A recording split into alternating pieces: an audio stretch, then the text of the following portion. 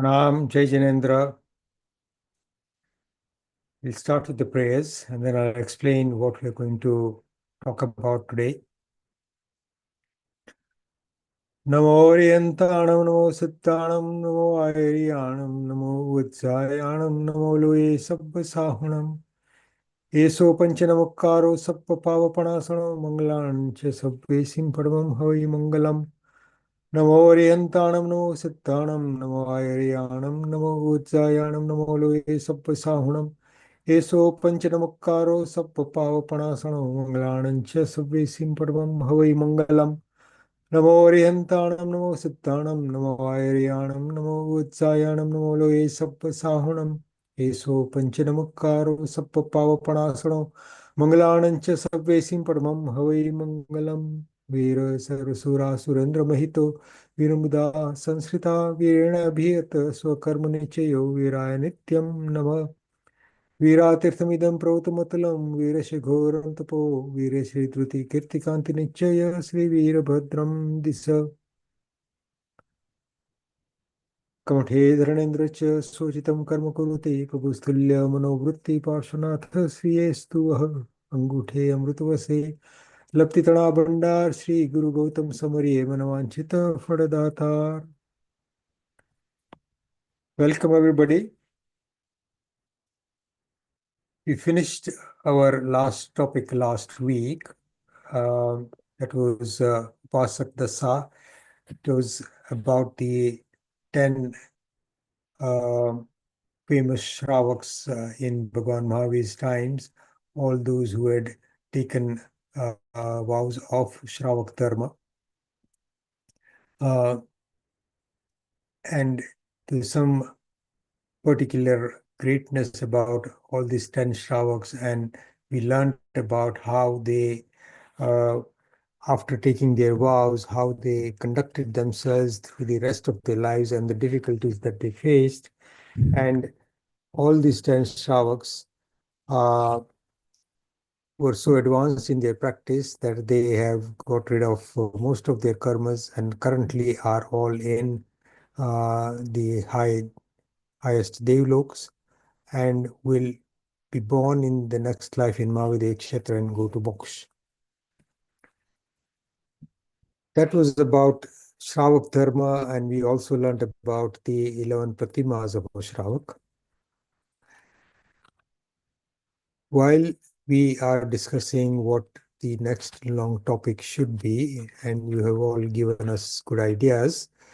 Uh, Hopefully, Shandip will be able to join us a bit later towards the end of the class to further discuss what the uh, next topic should be.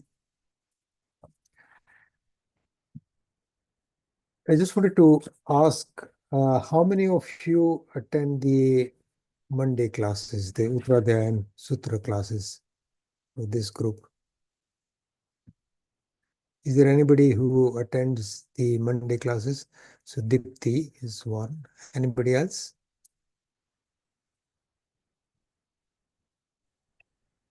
I do. Ashwin? Sarita, Jainism, and I do as well on Uttradhyan Sutra classes. Champaben. So there are four of you who. I do as well, Ajitbhai, Kirtida. Okay, five, I do. Bhavna. 6, 7. Okay. Anybody else? as well, Shalina. 8. Okay. Yeah, as well. Okay.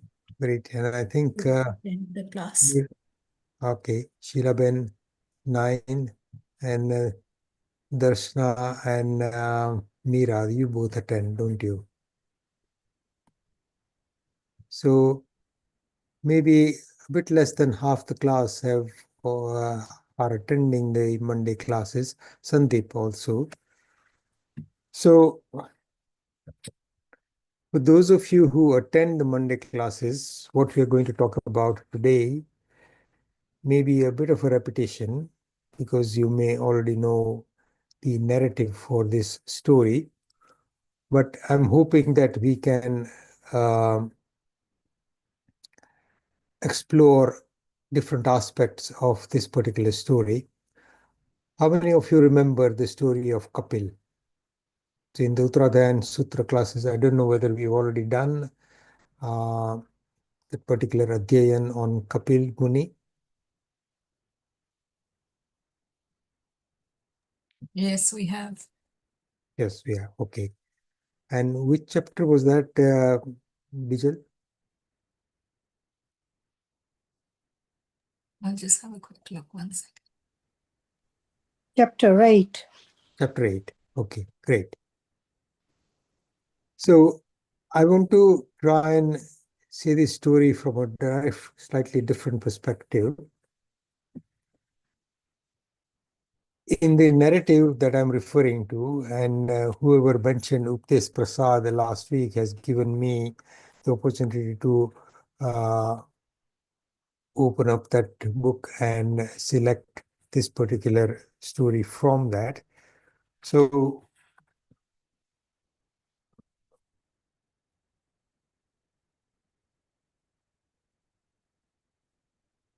in Uptesh Prasad, chapter 220 or Vyakhyan 220 is titled Vivekinu Kartavya. What that means is that who that has the wisdom to do the right thing at the right time, that person who knows what is right from wrong and acts accordingly, or that person who knows what is right and wrong and what is the truth and untruth, and then what he should be doing in that situation. So the chapter is entitled Vivekinu Kartavya. And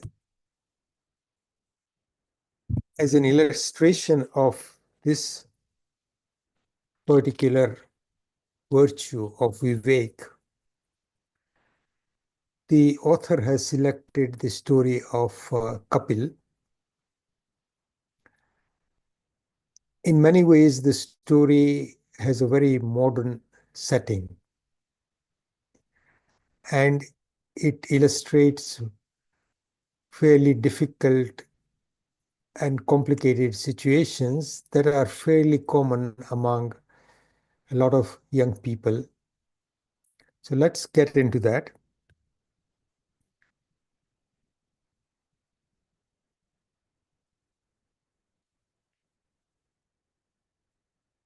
The shlok that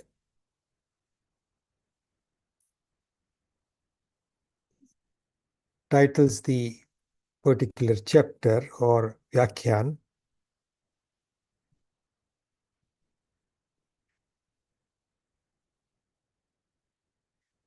means the following. The one who has discerning power, that is Vivek, by virtue of their Vivek, without much instruction, recognizes the truth about dharma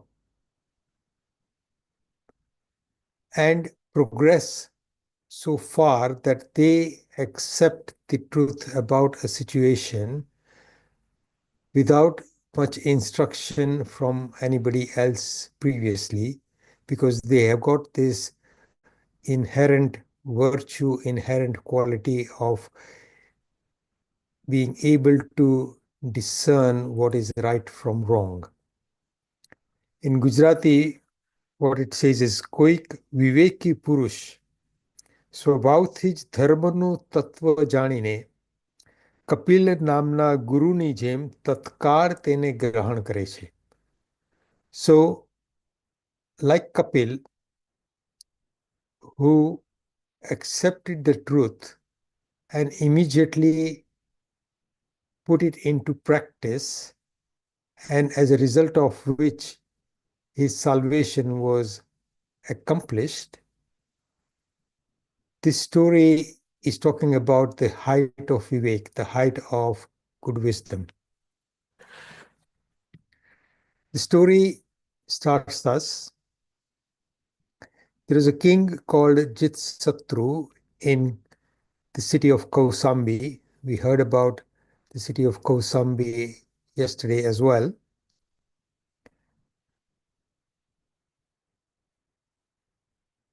He had a Purohit. This king had a Purohit called Kashyap, who was very learned, and the particular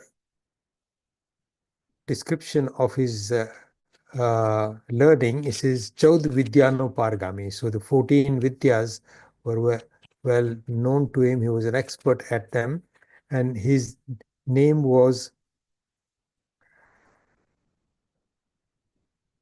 Kashyap. Kashyap had a wife called Yasha, and they had a child called Kapil. While Kapil was very young, his father died. Because Kapil was still a child, and because he was not learned like his father, the king thought that he is not capable of inheriting that position. So in many ways in the past, a lot of these positions were inherited. So children followed their father's footstep and learned that particular trade, and there was an ongoing possibility that the eldest son would inherit that particular position. However, Kapil was not learned like his father. Therefore, the king established another Brahmin in his father's position as the Purohit of that kingdom. Now, along with that particular title and the wealth that accompanied it, this particular new Purohit used to ride on a nice horse with an umbrella on his head, with lots of servants who accompanied him, and that was his daily route to the royal court. And he was obviously a person of great prestige, and he had all the trappings that would be ascribed to that particular position.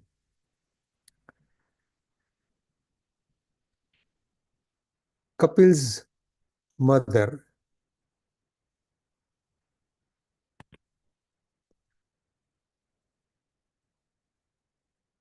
Yasha,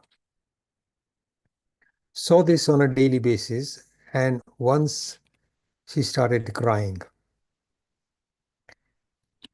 Kapil, as a young child, was upset that his mother was crying and asks her innocently, "Why are you crying, Mom? And you are crying as you're seeing this Brahmin Purohit as he's passing by our house." And the mom says that the king has kept this Brahman in the same position that your father occupied. And as you can see, he's obviously quite wealthy. And your father was exactly like that. We were very wealthy because there was a good income coming from that position. And I'm now remembering that since your father died, we've lost that particular position because you are not learned. And that is why we've not inherited that position and the wealth that goes with it. So Kapil says, how can I get the same position that my father occupied? And his mom says, you have to become as learned as he was, and you got to uh, basically find a teacher and start learning and spending all your time mastering the skills that are needed as a Raj Purohit. And if you acquire that level of knowledge, then the king will surely put you in the position as the Purohit. So the son says, or asks his mom, who can I go to study further? So the mom says, it's going to be difficult for you to study in this town because everybody else is not going to be very pleased with that, and they will make it difficult for you to survive here. So I am suggesting that you go to Sravasti in Nagari. So there is another town which is called Sravasti. And there is your father's friend called Indradat, who is also a Brahmin scholar. And he is accomplished in all the fields of knowledge, and he will surely teach you. Kapil, hearing this, prepares for his journey to Sravasti, and he's now determined that he will study hard. So basically, he's going to a modern university of that we call, and he's leaving home to go for higher education. He arrives at his father's friend's house, whose name was Indradat, and he bows down to him, joins his hands, and says, "Dear uncle, my mother has sent me to you to study, and his brother's friend Indradat is very pleased to see him, greets him with uh, respect and joy, and asks about his mother and how everything is. Then he feeds him, gives him a meal, and promises him that I will teach you and I will make you an expert. So you will be my student. There's no problem with that. But the difficulty will be that I'm not well off enough to be able to feed you on a daily basis. Now, that may sound strange, but in those days, a lot of Brahmins lived on alms from different people and they had very meager incomes. So it would have been difficult for his father's friend Indradat to actually have another mouth to feed at home. So, and a lot of students in those times actually survived by going out to the town during the day and asking for alms. So asking for food, and that was the common means for students to survive. And the town people, university town people, were usually very generous and would give enough food for the students who came around one by one. So generally that was the arrangement. So Kapil says that I will feed myself by asking for alms. It's called Bhiksha Vruti, Karine Nirva Chalavis. So I'm quite happy to go out and search for food on a daily basis to feed myself and then carrying on with my studies. Indradat says to him that if you spend a lot of time looking for food on a daily basis, asking people for food, so you go from house to house like monks do, then you are not really going to have time to study properly. So let's just try and have an alternative plan that would ensure that you are not particularly challenged by feeding yourself. He takes in Kapil, Indradat,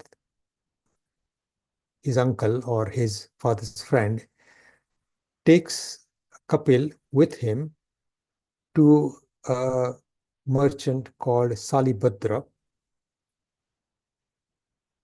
and takes him to his house and stands outside his house and very loudly starts reciting the Gayatri Mantra and announces that he is a Brahmin. So the Shreshti, and again, the norm was that you would respect Brahmins and you would respect their knowledge and their vidya, and you would not insult them. So the Shreshti, Salibhadra, comes out and calls Indradat the Brahmin and asks him, how can I help you? What do you need? Whatever you desire within my means, I will help you. So Indradat says that this boy with me is a Brahmin's son.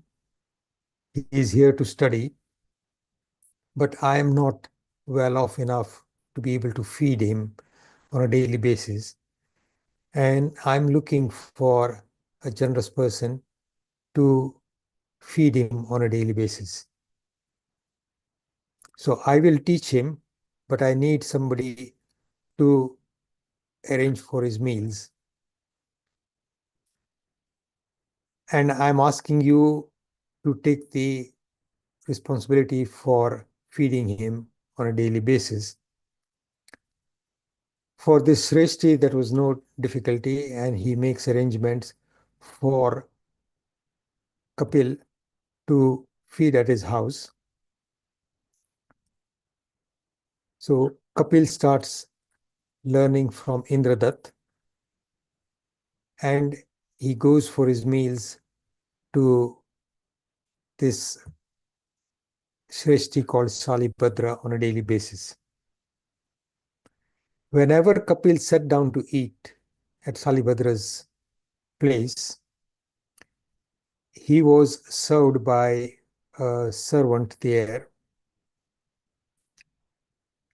And over a period of time, the two of them become friends because she's serving him the food. She's a servant in that house. And on a daily basis, Kapil comes there and they soon become friends. And after some time, Kapil and the Dasi fall in love. And they start living together.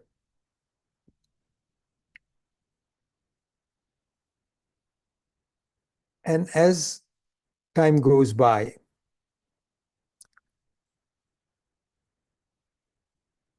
his partner asks him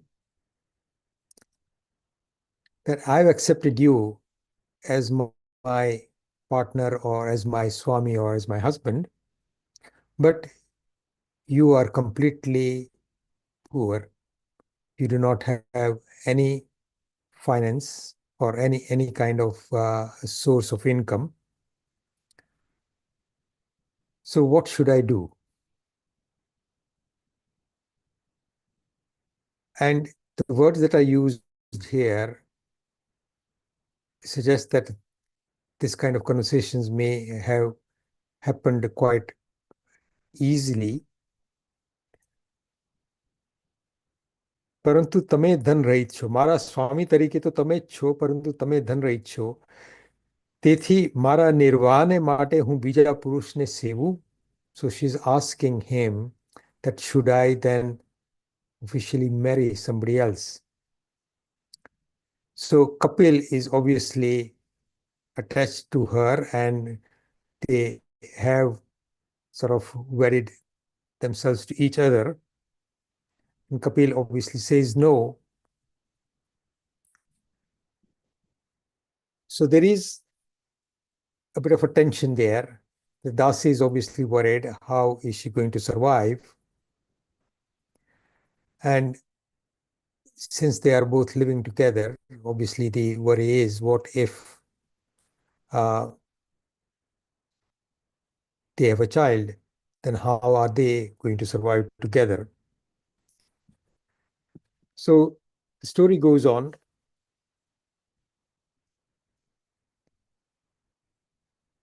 One day there is a celebration in the city and all the other servants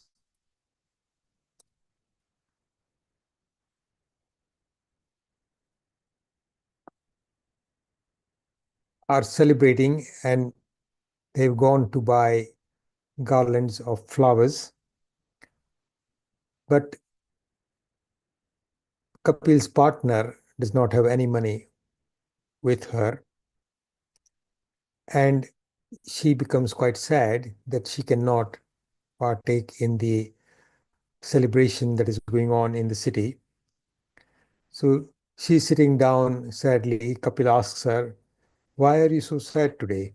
And she says that all the other servants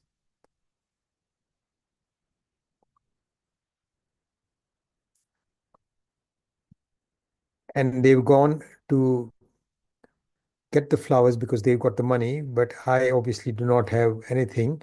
And all the other lady servants are making fun of me because I'm so poor. Hearing this, Kapil is also obviously worried that she is now my partner and I do not have any means to support her. And he becomes quite sad himself and he didn't know what to do. His partner, seeing him like that, says that don't be sad. There is a potential solution. There is a rich person in this city whose name is Dhanna. Whoever goes to him in the morning, the first person who reaches there, he gives him, the word that is used is be masa suvarna, meaning a certain measure of gold. On a daily basis, he donates. Masa may mean a gold coin, or it may mean a certain weight of gold, but he gives a fair amount of gold to whoever reaches him first in the morning. If you go there in the morning and you wake him up, then he will give you enough gold. He will give you 2 masa of sonu, and you can bring that here, and that will be enough for us. Kapil accepts this challenge, and he starts thinking that if I go early in the morning, because if this is a well-known routine of this Dhanashreshti, then other people may be queuing up to get there first. And if somebody else gets there before me, then I will not get that gold, because Dhanashreshti only gives it to the first person who wakes him up. So he decides to wake up at midnight.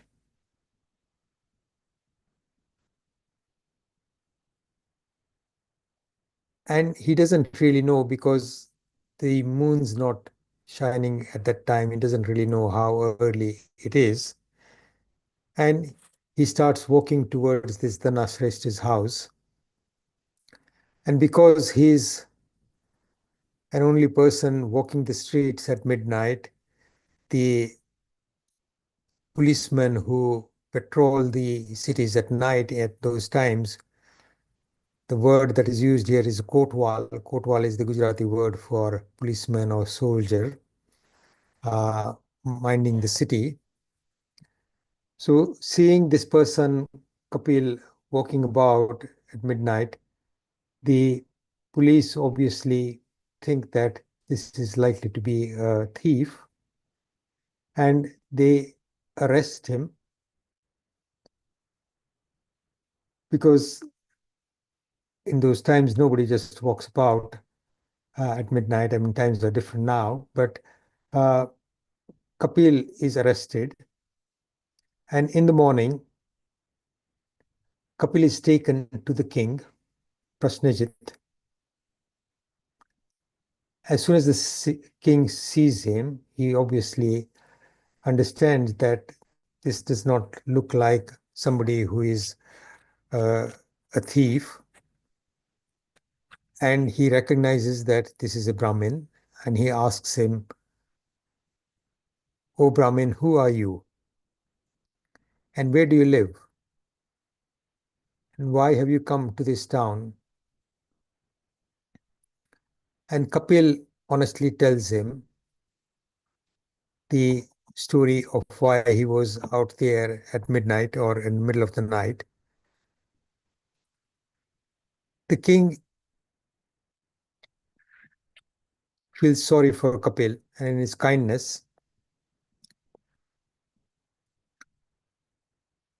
so he tells Kapil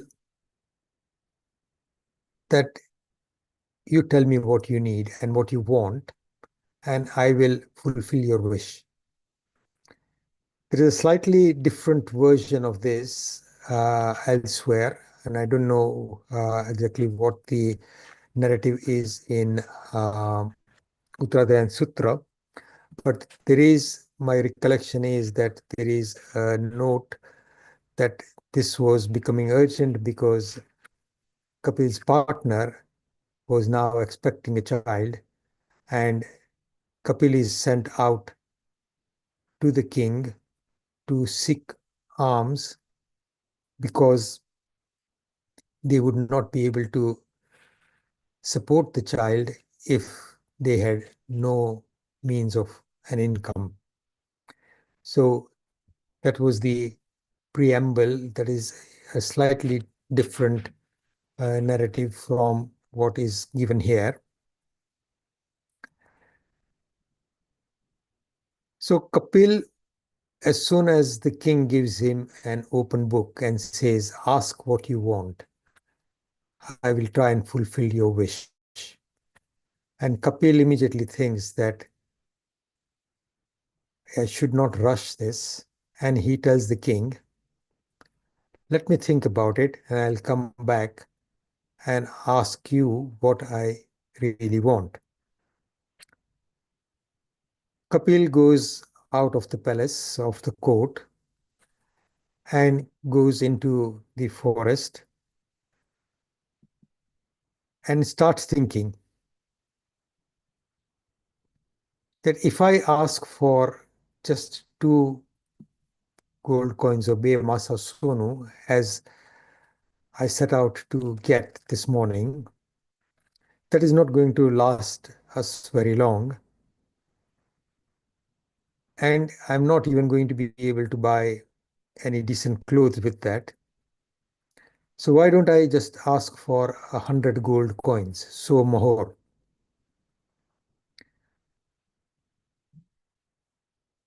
And if I then start thinking that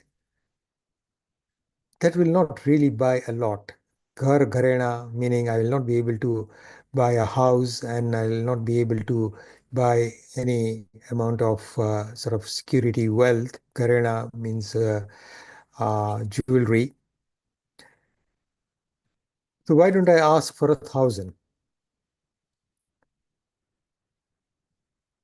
But if I ask for 1,000, and if we have a child and when the child needs to be wedded, that is not going to be sufficient.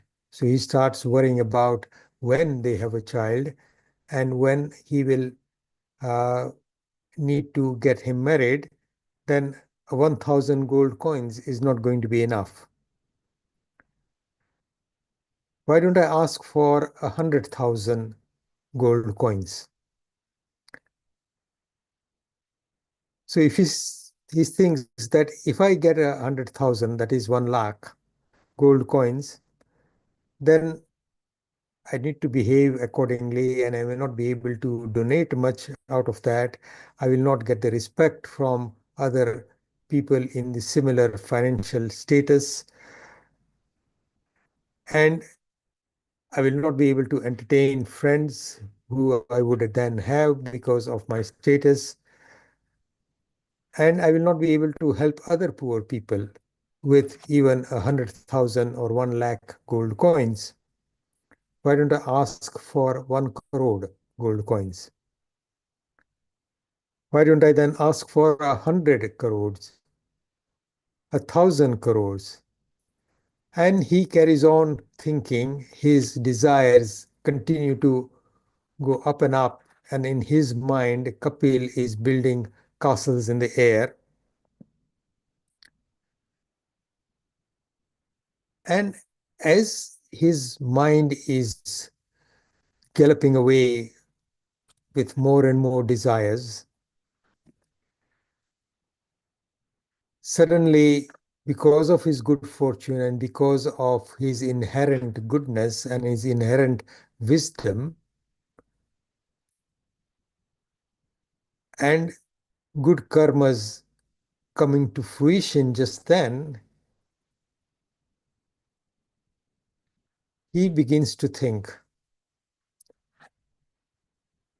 Jaha laho taha loho, laha loho pavadda, do masa kanaya kajjam, kodiyevina nithyam.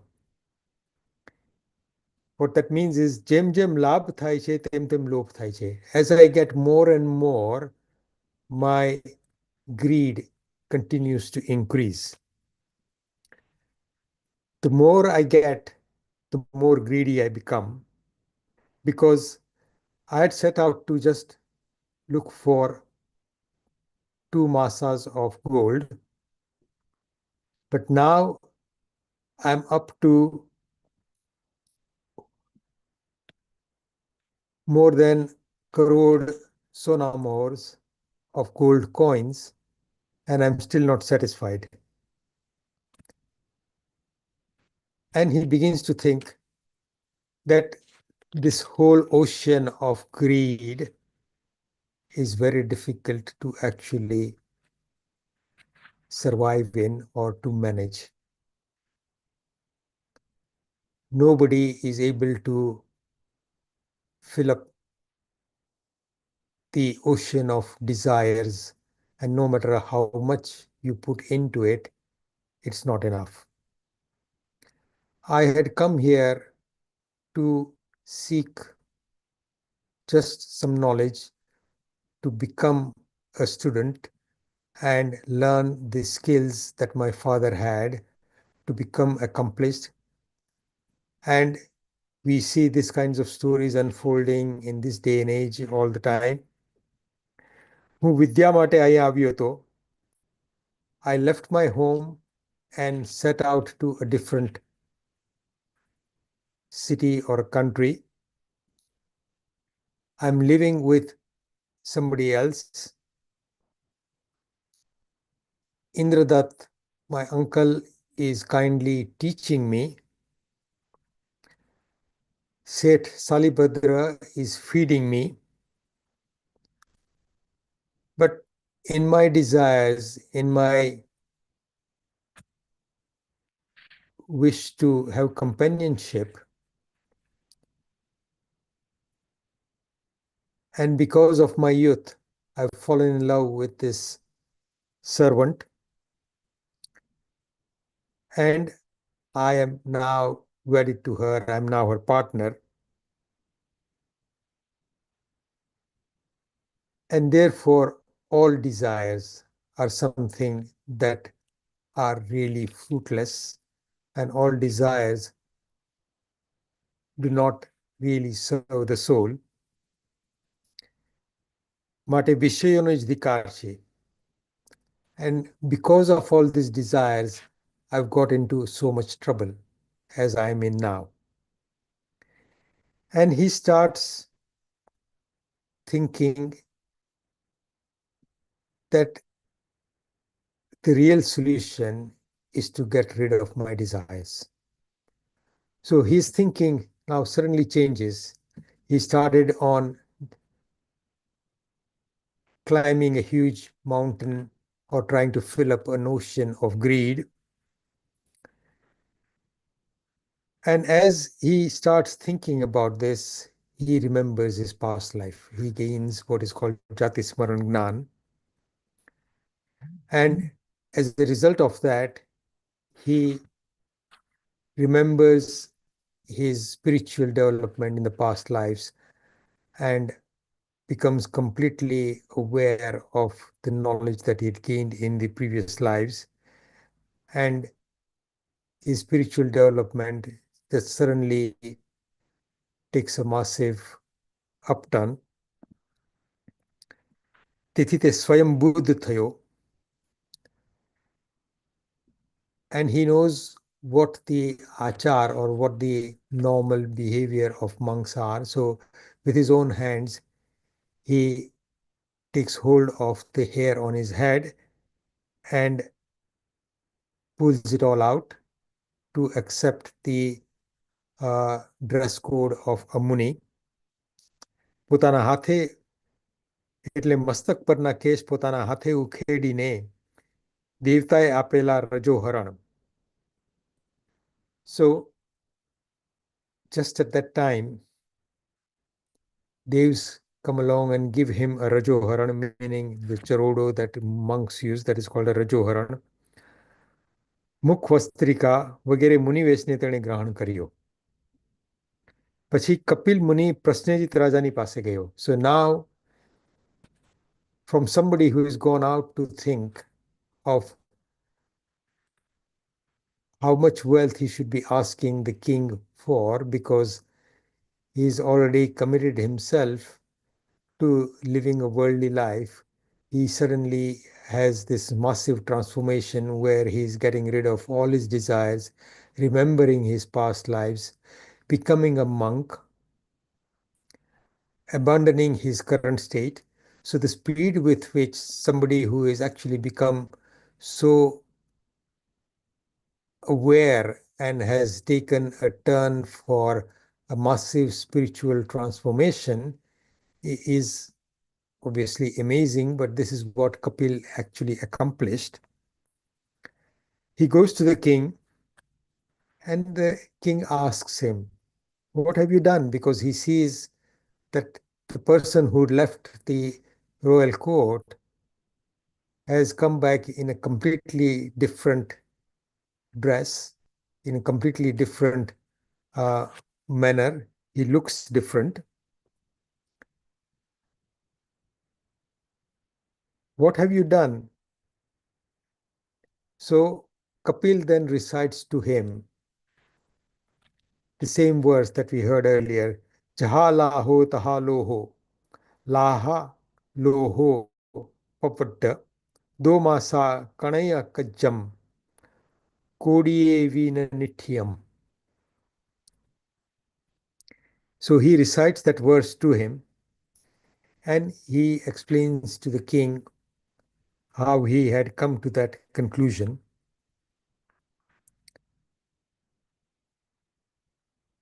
The king is obviously shocked, and he still feels sorry for Kapil.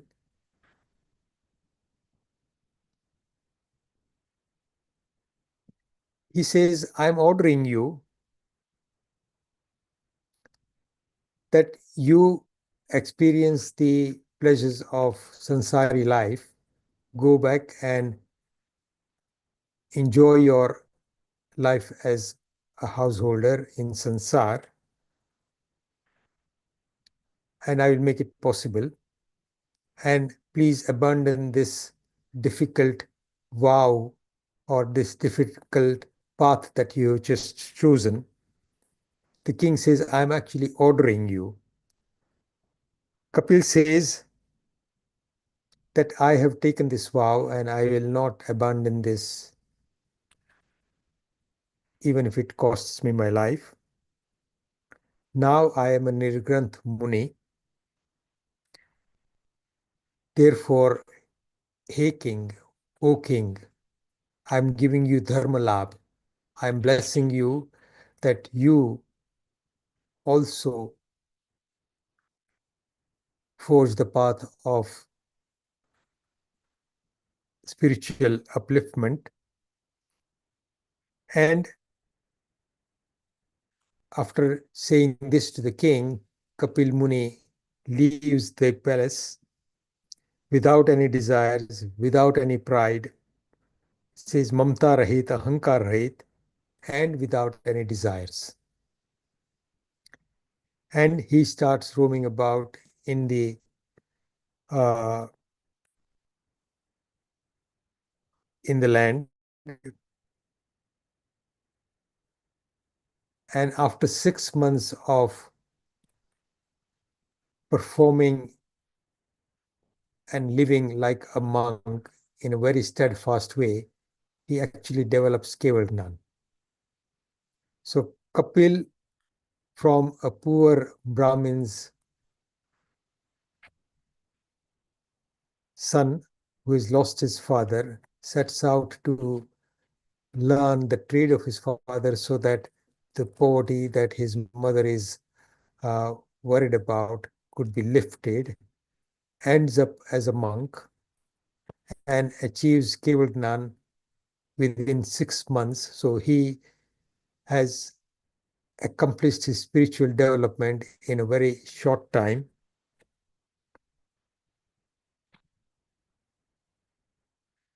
Near the city of Rajgruhi, there was a large forest which was extremely dangerous. There used to live in that forest a whole gang of thieves, one of whom was Balbhadra. He was probably the leader. There were 500, 500 thieves who were living there. And Kapil Muni, in his Keval recognizes that all these people who are currently thieves their time for spiritual development had come near. So he recognizes that, he sees that in his Keval Gnan. He therefore goes into this terrible forest, and all these thieves come to him, and the chief of this particular troop of thieves asks Kapil, "Do you know how to dance?" The Muni says that, "Yes, I know how to dance," because he recognizes that there is going to be some benefit out of this. But I cannot dance without somebody playing a background music. I cannot dance without any background music. So the thieves say that if you dance, then we will accompany this. We don't have any instruments, but we will start clapping appropriately. We will start clapping in rhythm. So please dance. So Kapil Muni, with his Kevagnan and with his past knowledge, is completely accomplished. And he starts dancing, and all the thieves circle around him, and they accompany his dancing with clapping. And the Muni, while he's dancing, starts reciting this in Prakrit.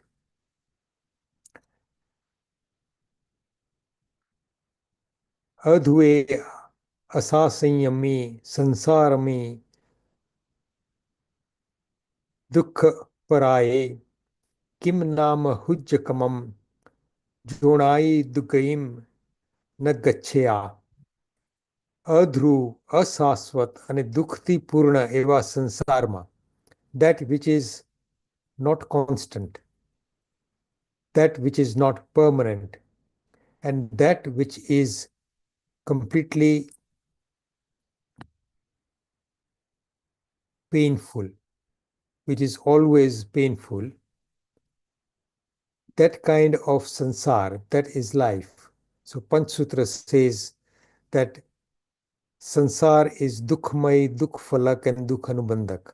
That what we consider to be small pleasures in life are ultimately, none of them are beneficial to the soul, and that always takes us down the path of further pain if we carry on being attached to the worldly life. એવા સંસારમાં એવું કયું કર્મ છે કે જેથી જીવ દુર્ગતિમાં ન જાય? So what kind of behavior or what kind of things can you do to make sure that you do not end up in further difficulties in this life? And this is one of the verses that he quotes. And as he's dancing and as the thieves are clapping, in the common language that was understandable to these people, thieves, in very simple language, Kapil Muni recites 500 such verses, and all these thieves, all 500 of them,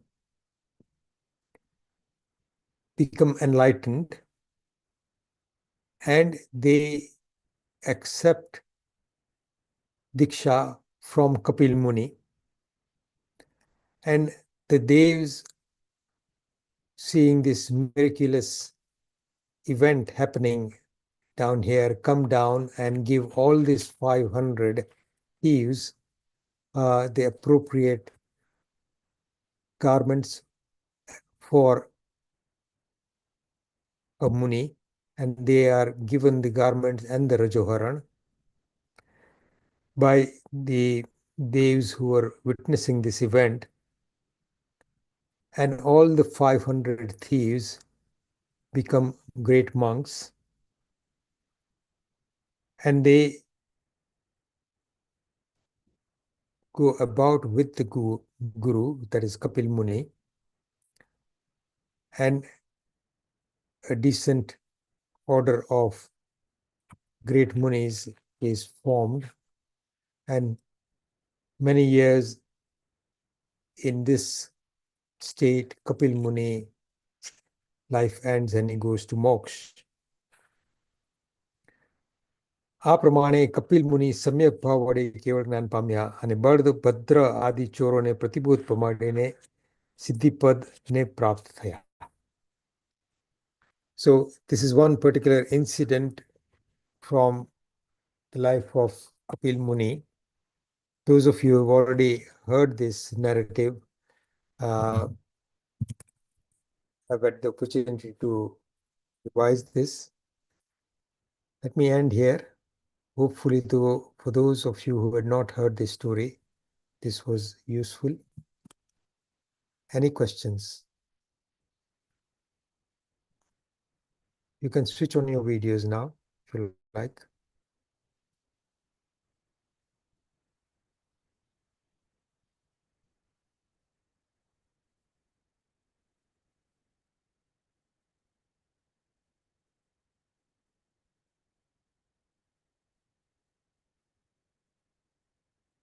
Any comments? Did you find this story interesting?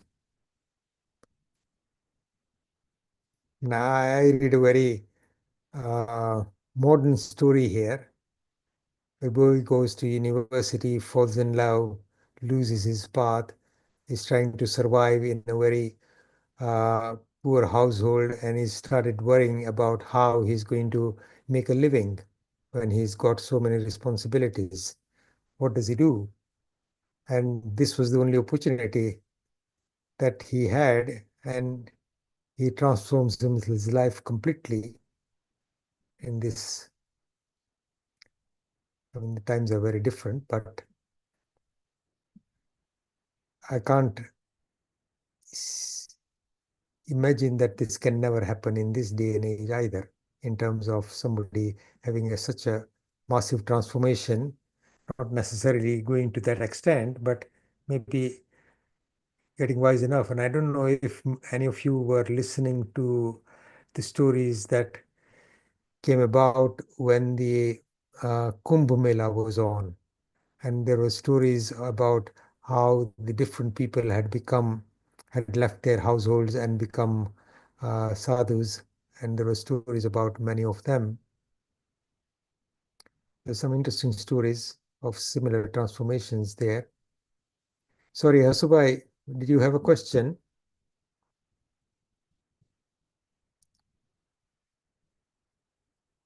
Or did you have a comment? Anybody? Sorry, Ajitbhai. Ah. Pranam. I just wanted to ask. So he stayed with the thieves until the end, until he passed away. Until he went to moksha. Yes, they all became his disciples. They all became monks with him. Okay. But in terms of transformation, I mean, just imagine you could completely, obviously, Kapil Muni with his Keval Gnan knows the future, knows exactly what's going to happen, but there needs to be a catalyst for their transformation. And he recognizes that he can be that catalyst and that is how things are destined. And he finds the appropriate situation. He engineers that situation by entertaining them. So the transformation that happens, just imagine dancing with somebody, and suddenly while you are dancing to a song which is all about spirituality, which is telling you in each verse something which is absolutely appropriate for you, and that triggers off a transformation in your mind. And by the end of that, all 500 agree to abandon their life as thieves, abandon their life in Sansar become monks like Kapil Muni and set out on that path. And the speed of that kind of a transformation, I mean, those kinds of things used to happen. If you read the Jain Ramayana, there is one particular incident there where somebody who is newlywed and the bridegroom's entourage is going back to their native city with the newly wedded wife, the bride, and all the friends and family accompanying them. And this person on his way sees a Muni from distance and suddenly feels that he should go and bow down to him. And his friends are making fun of him that you just got married, you're not going to uh, get spiritual now. And says, well, there's a Muni there, let me go and bow down to him. And in that moment, his contact with the Muni is the catalyst for a complete transformation. And on the day after his wedding, or on the day of his wedding, he becomes a monk. So this is a particular story in Jain Ramayana about, I think, one of the forefathers of Ram. So there is a very long narrative of all the kings in the Ram's dynasty before him, what kind of people they were. So, I mean, those things were possible. So, I mean, I find this extremely amazing that this level of transformation can actually occur when the soul is ready. Ajitbhai, Sarita's put a question in the chat. Yeah. Can Jatishmaran happen in this day and age? It does actually happen. So there are lots of stories of people who have remembered their past lives. There is one particular YouTuber who is actually searching for stories and has put many out. There are well-known examples. Not all incidents of Jatis Paragnan may be so advertised.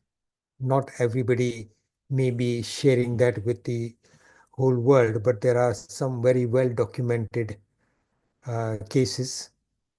And there is probably fair literature. I think there is an English book on this as well, somebody remembering their past lives. But I've read long time ago, and I'm not sure whether that story is still follows the same narrative, but you all heard about Anne Frank. Anne Frank's diaries. Somebody in this day and age, without ever knowing about Anne Frank, so there is a kind of a narrative, and I'm not absolutely sure, but my recollection is that the person who was Anne Frank, that soul, is now or was another person who was an author, and she's written about that experience without ever knowing about the diary that existed. And there are narratives. I think Mukul Bhai, when he did actually mention that. Yeah. Yeah. And there are other very well documented cases of people remembering their past lives. But the extent of their remembrance may not extend beyond one life. It is, Bharat Bhai will know this very well and may have more details. But Srimad Rajchandra was known to remember many of his past lives.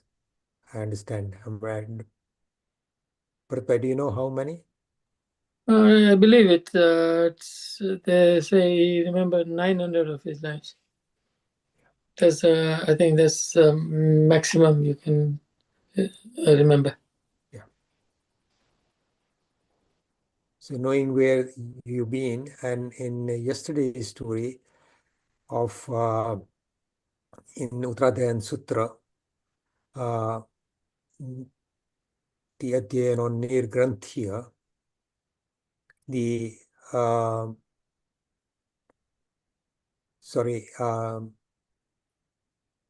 yesterday was Anathi Muni, sorry. But in the previous chapter, chapter 19, the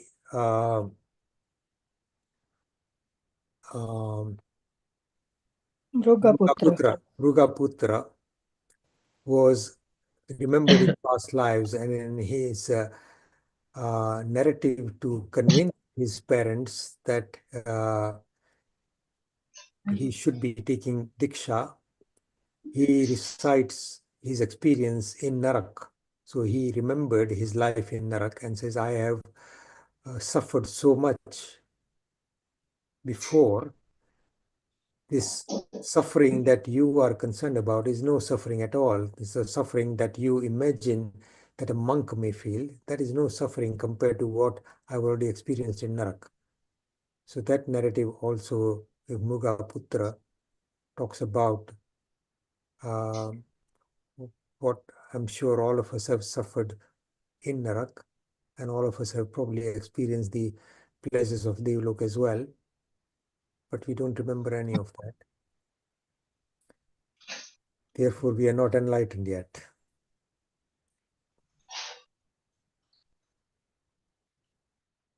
Okay, any other comments, questions?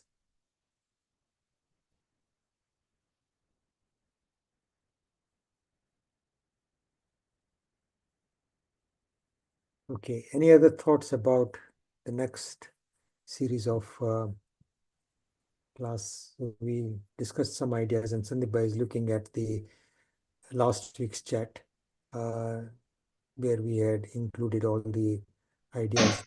Any new ideas? Anybody has anything else? કેવી રીતે કરવાનું એ જ મને નથી ખબર. Unmute કરવું હોય તો તમે you are already unmute, but we could hear you.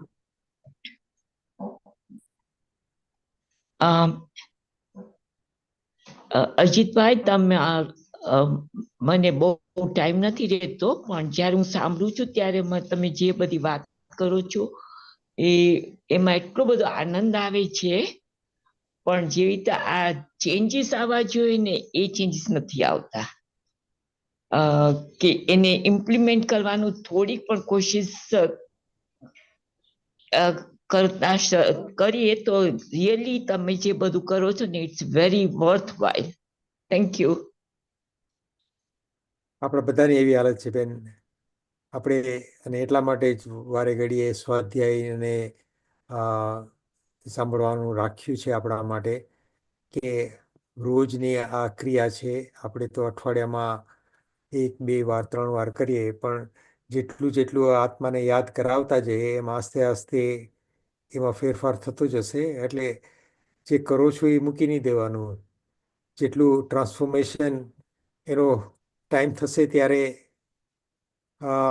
બરાબર થશે, અને આપણો હજી ટાઈમ નથી પાક્યો એટલે આપણે એટલા જરાક સ્લો છીએ, પણ આપણે મહેનત કરવાની શરૂઆત કરી છે તો એ મહેનત ચાલુ રાખવાની, અને જેટલી વધારે થાય એટલું સારું.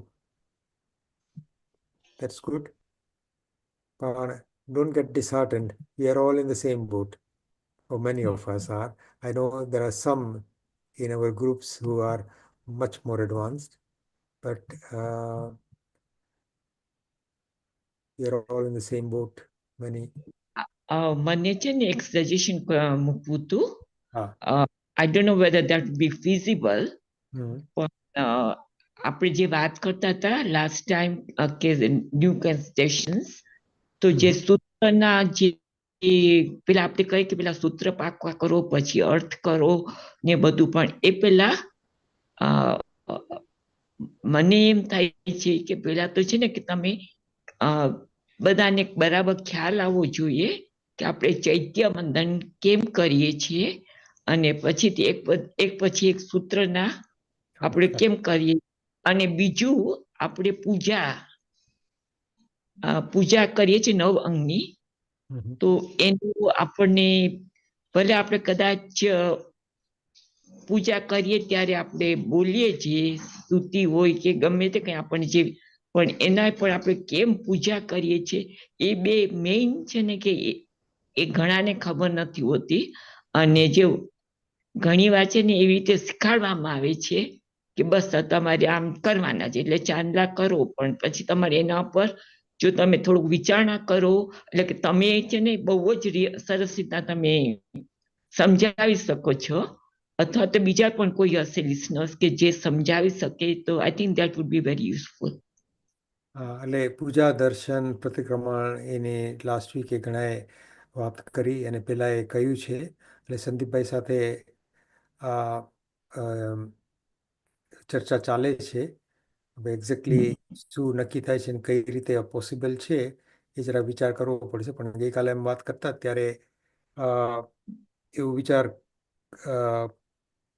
અમે બંને સજેસ્ટ કરતા હતા કે જો સૂત્રો આપણે યાદ કરવા માટે અને પાકા કરવા માટે એક વસ્તુ છે, એ સૂત્રોનો ઉપયોગ ક્યાં થાય છે એના માટે જે પ્રેક્ટિકલ ક્રિયા છે સામાયિકની ચૈત્ય વંદન, એના માટે કંઈ ઓર્ગેનાઇઝ કરવું પડે અને એ સૂત્રોના અર્થ સમજવા માટે જે બધું સમજવું પડે. એટલે એનું કેવી રીતે ફોર્મેટ આપણે તૈયાર કરવું એ એક it's one of the options. પણ બીજું કાંઈ પણ હોય તો મેસેજ કરતા રહેજો. આ ગ્રુપમાં મેં નંબર લાસ્ટ વીક શેર કર્યો હતો અને ઈમેલ તમારા બધા પાસે કદાચ હશે મારો, ન હોય તો હમણાં ઈમેલ શેર કરી દઉં ને નંબર પાછો શેર કરી દઉં.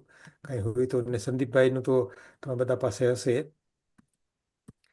એટલે ફીલ ફ્રી.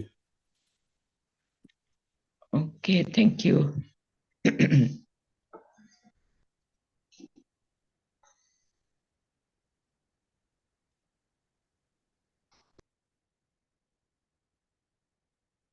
નંબર ને ઈમેલ મોકલાવ્યો છે.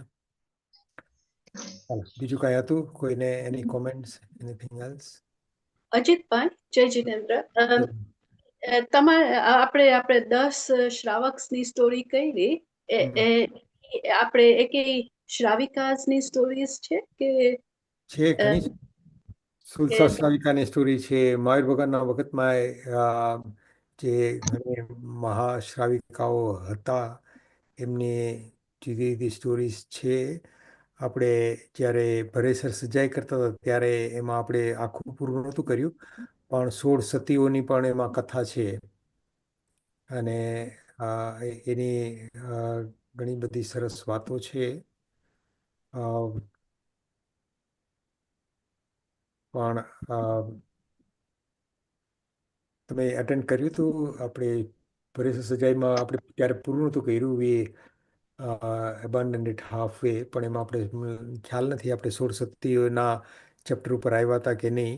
પણ મને જયેશભાઈએ ભરેસર સજાઈ ત્યાર પછી પાછું કર્યું છે. એટલે એમાં Jayeshbhai am sure would have covered the 16 સતીના નામ આવે છે એમાં. પણ છે, there are lots of stories to answer your question. It would be interesting to hear some of those as well. Yeah. Okay. Maybe Jayesh, Ajitbhai, તમે આપણી સતીઓનું છે એનું જેમ તમે હમણાં 10 મહાપુરુષોનું ને કર્યું, તો કદાચ સતીઓનું એ કરી શકાય. કારણ કે આપણે ભરહેરસર સજાઈ સ્ટાર્ટ કરી હતી, પછી થોડાક લીધે ને પછી મૂકી દીધું હતું. પછી ને આપણે ઘણા રવિવારે જોઈન ના થતા હોય તો તમે તમારા ડેપ્થમાં ને તમે કરી શકો. તો એ એક સજેશન જરા મૂકી દો. Let Sandeepbhai consider that as well. So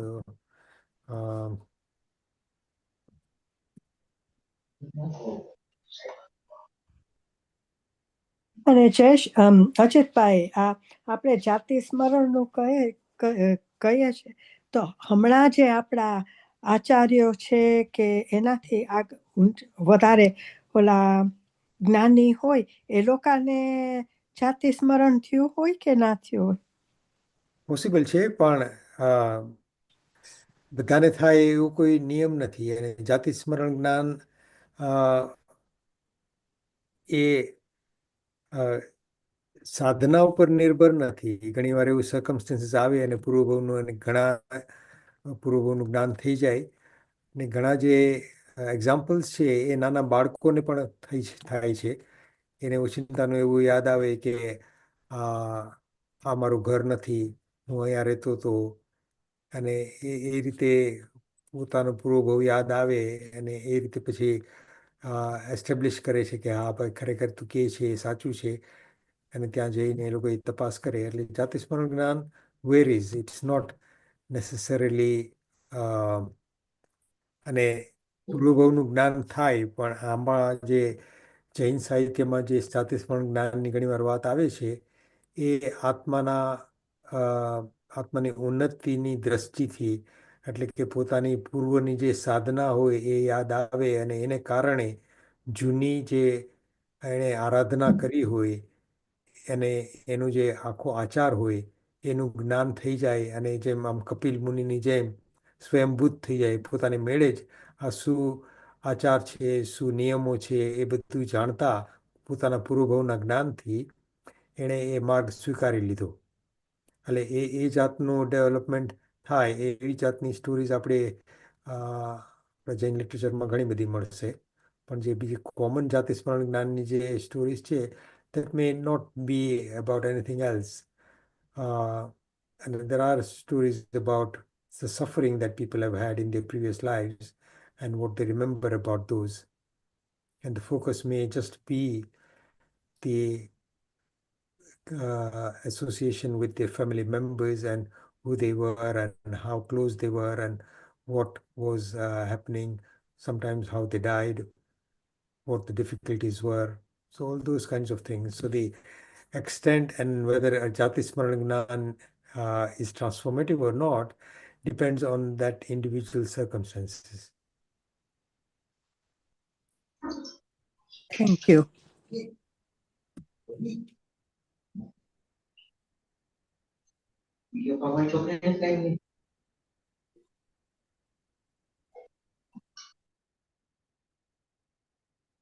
Okay.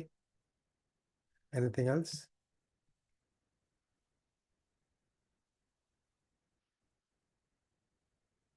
ચાલો હવે પૂરું કરશું.